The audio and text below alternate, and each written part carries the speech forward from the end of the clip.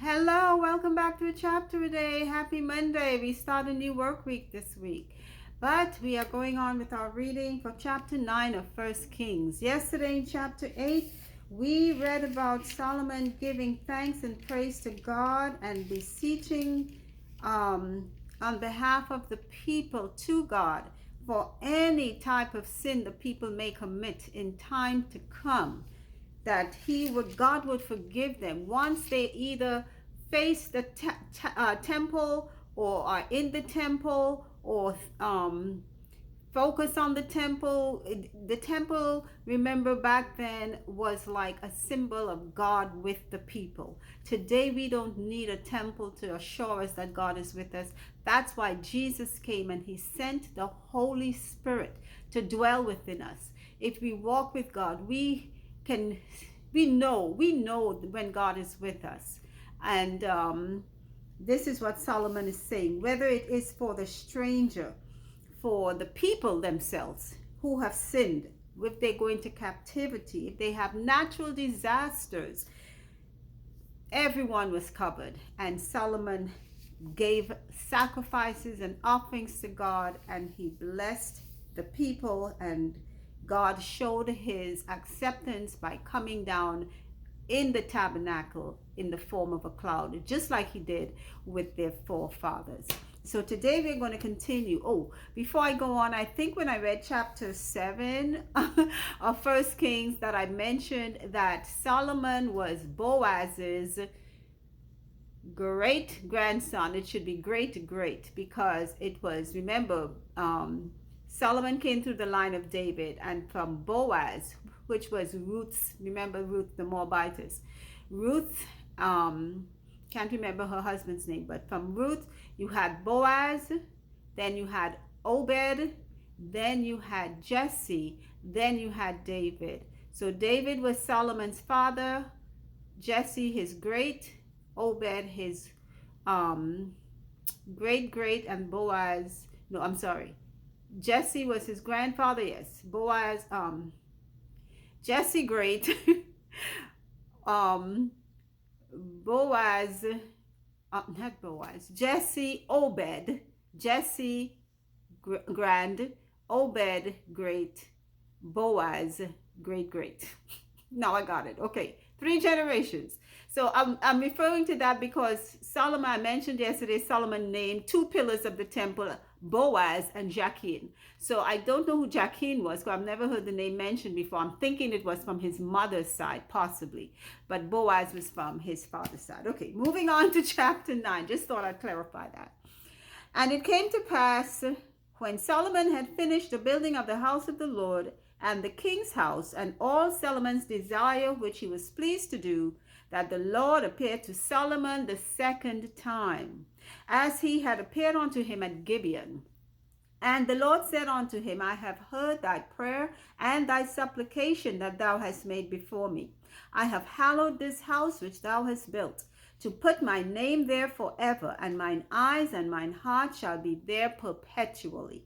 And if thou wilt walk before me as David thy father walked in integrity of heart and in uprightness, to do according to all that I have commanded thee, and will keep my statutes and my judgments, then I will establish the throne of thy kingdom upon Israel forever, as I promised to David thy father, saying, there shall not fail thee a man upon the throne of Israel. So this is a reiteration, because we read this before, where God had confirmed with Solomon that he was with him as he built the house, at the finishing of the temple and his Solomon's house, and what he said to David about there being a man on the throne all the time, as opposed to when he told Eli that there would not be a male person to keep the line of priesthood with Eli. Verse 6. But if you shall at all turn from following me, ye or your children, and will not keep my commandments and my statutes, which I have set before you, but go and serve other gods and worship them, then will I cut off Israel out of the land which I have given them, and this house which I have hallowed for my name will I cast out of my sight. And Israel shall be a proverb and a byword among all people. And at this house which is high, every one that passeth by it shall be astonished, and shall hiss, and they shall say, Why hath the Lord done thus unto this land, unto this house? And they shall answer, Because they forsook the Lord their God, who brought forth their fathers out of the land of Egypt, and have taken hold upon other gods, and have worshipped them and served them. Therefore hath the Lord brought upon them all this evil. And it came to pass at the end of 20 years, when Solomon had built the two houses, the house of the Lord and the king's house. So I'm going to stop there for a minute. God is telling Solomon again, my blessings are contingent that you keep my commandments. That's why some people who believe in once saved, always saved. That is not true. Because you got baptized doesn't even mean you're saved. People get baptized for lots of reasons. It's your heart connection with God, because you can go down into that water with your heart as evil as ever and come back up the same way. Baptism doesn't make you holy. It is a sign that you have accepted Christ. So when you get baptized, it doesn't mean you're saved, as some people like to say, or that once you are saved, that you have a good relationship with God, that you're just blessed regardless of what else you do. So you, just like David, God reprimanded David for the wrong he did, and David confessed and forsook his wrongdoing. Some of us want to go out there and live any which way we want, go to church and whatever day you choose to. Sabbath is the right day, but you want to say, hey, I'm saved because I was baptized. That's all contrary, erroneous. That's not true. This is what God is telling Solomon here. I will bless you as long as you follow me and keep my word and my commandments. But if you don't, then I shall bring upon you, I'll forsake you. That's what he told him. I will forsake you. Okay, let's go on. Verse 11. Now Hiram the king of Tyre had furnished Solomon with cedar trees and fir trees and with gold according to all his desire. That then King Solomon gave Hiram 20 cities in the land of Galilee. And Hiram came out from Tyre to see the cities which Solomon had given him, and they pleased him not. And he said, What cities are these which thou hast given me, my brother? And he called them the land of Kabul unto this day. And Hiram sent to the king 60 talents of gold. And this is the reason of the levy which King Solomon raised, for to build the house of the Lord and his own house, and Millo, and the wall of Jerusalem, and Hazo, and Megiddo, and Gezer. So they're mentioning some gift he gave to Hiram, king of Tyre, who really helped him out with the materials for the temple and his own house. Apparently, he gave Hiram a gift that he didn't really like. He didn't accept fully. It was some cities that he didn't think maybe were pleasing enough to him. I'm not sure what that was about. But anyway, they call the cities Kabul. Its name sounds familiar, doesn't it? Sounds like some place in the Middle East that I've heard about. But anyway, Hiram sent him even more materials, more gifts, gold, etc. And he raised a levy. When they say a levy, is like when they start charging taxes. So the people had to end up paying taxes, because that's a lot of goods that and remember, he was not asking charity. Okay, some things may have been gifts, but other things, if he requested it, he made exchanges to make up for the cost. So all of these things, the wall of Jerusalem, which we've heard a lot about, that Jerusalem wall was like a fortress, and a lot of other things. So let's see, verse 16. So he's charging the people taxes now. A levy is a tax. And maybe the other cities that he reigns over that may not be Israelite cities, he's also taxing them. Nothing new under the sun.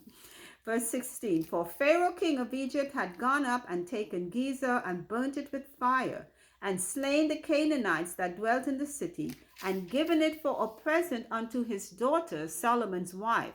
And Solomon built Gezer and Beth Horon the nether, and Baalath and Tadmor in the wilderness in the land, and all the cities of store that Solomon had, and cities for his chariots, and cities for his horsemen, and that which Solomon desired to build in Jerusalem and in Lebanon, and in all the land of his dominion.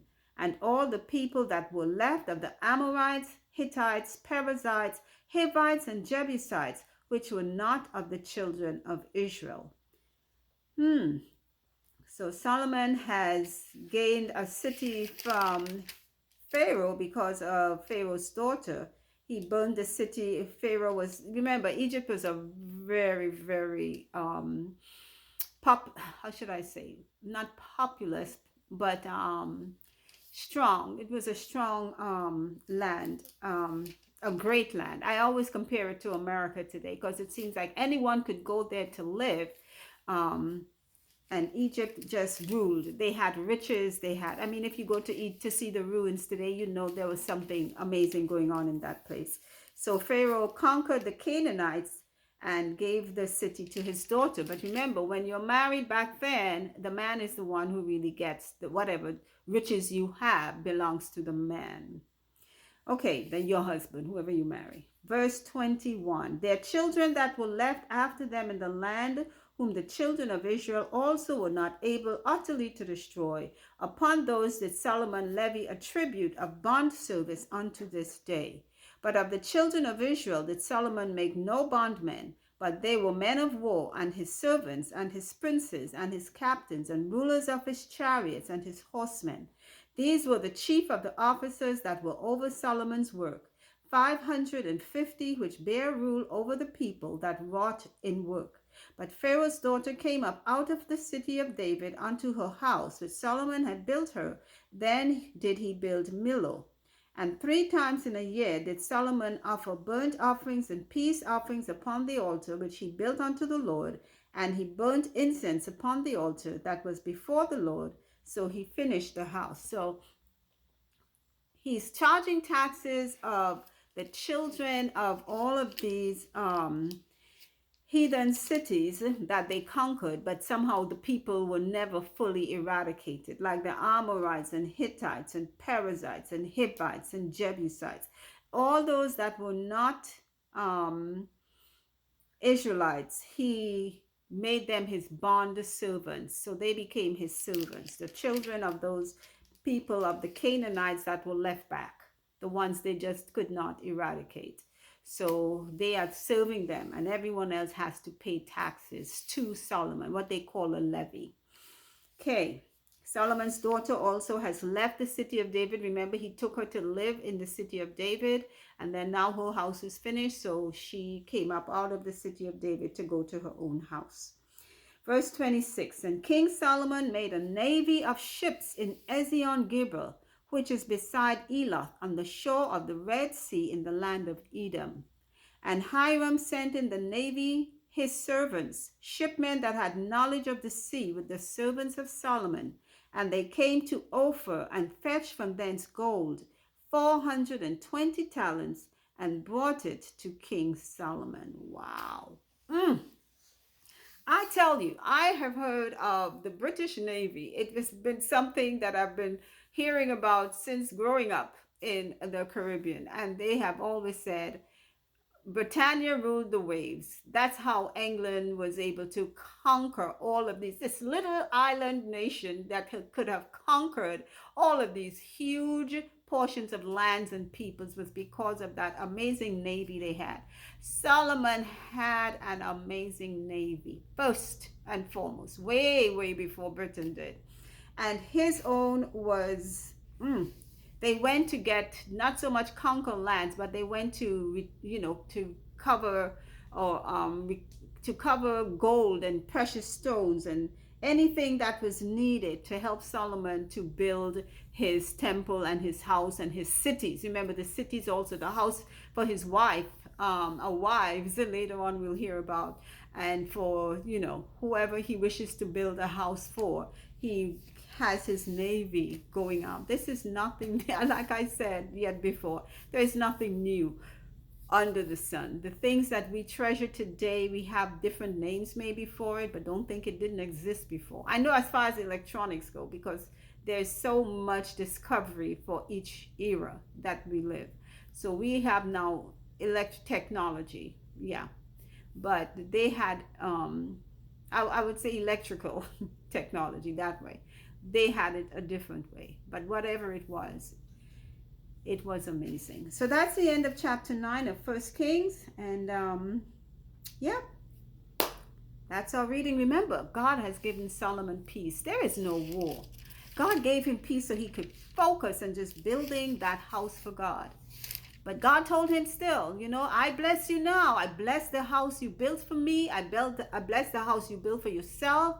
But I tell you this, just like I told your father David, you keep my commandments, you obey my words, it will be well with you. But if you start going after idols and committing idolatry and causing the people to do the same, I will not be with you. Of course, God can't be with you while you're worshiping the devil and you think you can hold God's hand at the same time. Some people actually believe they can do that and that it's working for them. That's how the devil deceives us. It cannot work. You can't serve God and mammon or whatever else. Anything outside of God, it belongs to Satan. I'm serious. So, that's it for today. Remember to keep listening because faith comes when we hear God's word. Take care.